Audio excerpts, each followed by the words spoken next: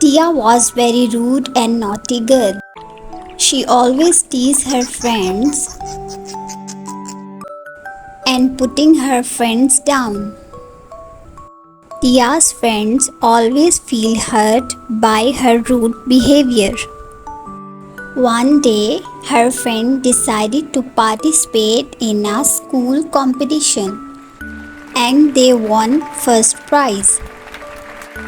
The only friend who did not win anything was Tia. Tia became very sad. They went up to her. "Don't be sad, Tia. There is a dance competition coming up soon. We all participate in this competition and win."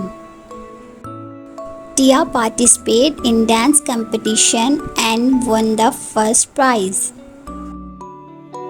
Tia became very happy and feel sorry for his behavior. Then Tia lived happily with her friends.